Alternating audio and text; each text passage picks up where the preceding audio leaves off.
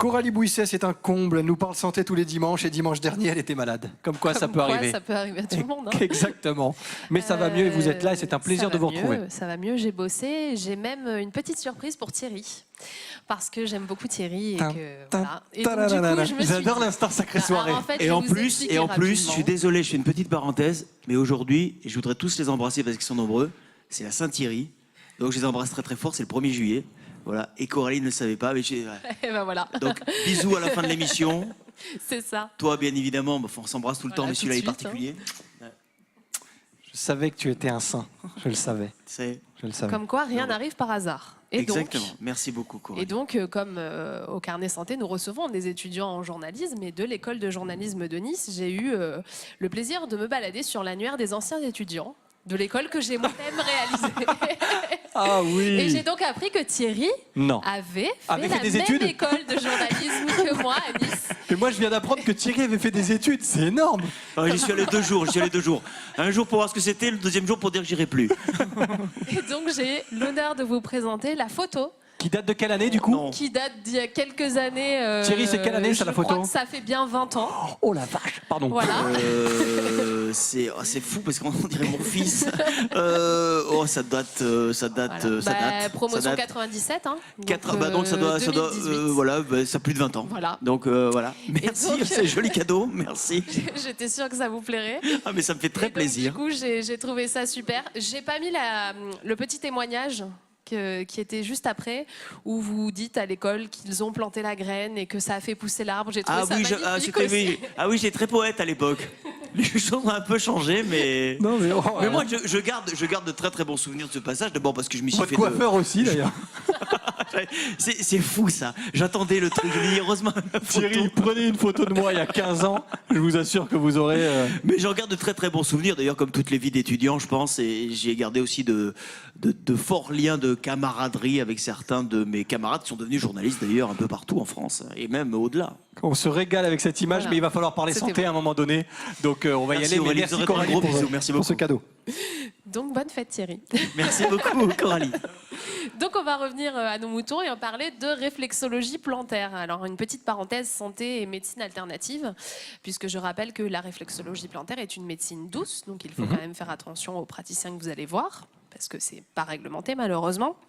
Et donc, c'est une médecine douce qui va servir à régler des maux du quotidien, donc des troubles du sommeil, beaucoup utilisés en cas de stress aussi, problèmes de circulation sanguine, choses comme ça. Donc, la réflexologie plantaire, c'est tout simplement un massage de pied, plus vulgairement en parlant. L'idée, c'est vraiment un peu comme l'acupuncture ou l'auriculothérapie, de vraiment prendre des points sur le pied qui correspondent à différents organes. Donc, en fait, le praticien qui va faire de la réflexologie plantaire n'a pas de diagnostic à poser. On va aller le voir vraiment selon les besoins qu'on a. Il ne va pas guérir ou soigner, mais il va apporter un certain mieux-être dans le cadre de pathologies ou de troubles du quotidien. Donc comment ça marche? On va avoir un massage doux tout simplement, où comme je vous le disais, différents points du pied gauche ou du pied droit vont correspondre à des organes du côté gauche ou du côté droit du corps. Ça marche aussi la réflexologie qu'on appelle palmaire, qui est avec les mains tout simplement. Pour les pieds palmés. Voilà. J'attendais la blague. La perche était belle. Et donc effectivement, il va appuyer sur des points. En fonction, si le point est plutôt tendu, il va appuyer plus ou moins fort pour débloquer l'organe. Et inversement proportionnel à la situation. Si l'organe est complètement détendu, il va essayer de le raviver, entre guillemets.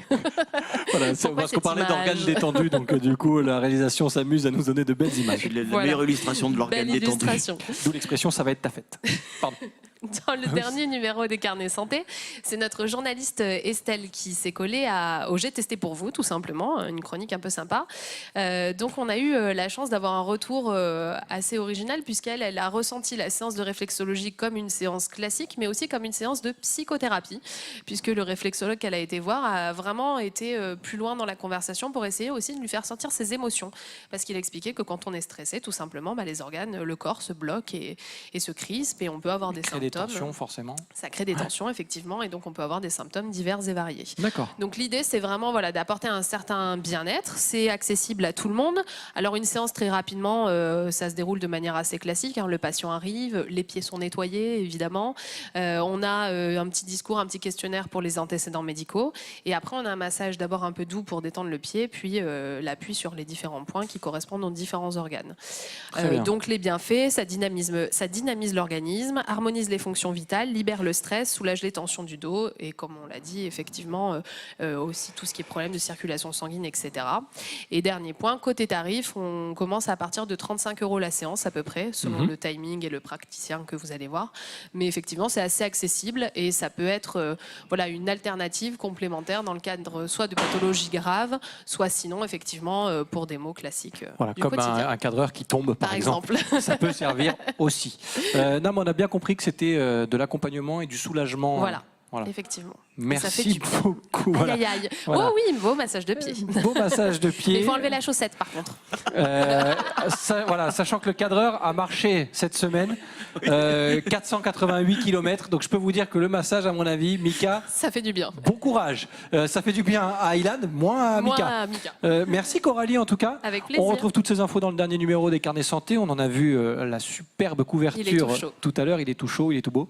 Et bien sûr sur lescarnetssanté.fr. Tout à fait. Merci et à dimanche prochain en pleine forme encore. Promis, toujours, c'est l'été, ça y est. Bah oui, ça y est, on y est.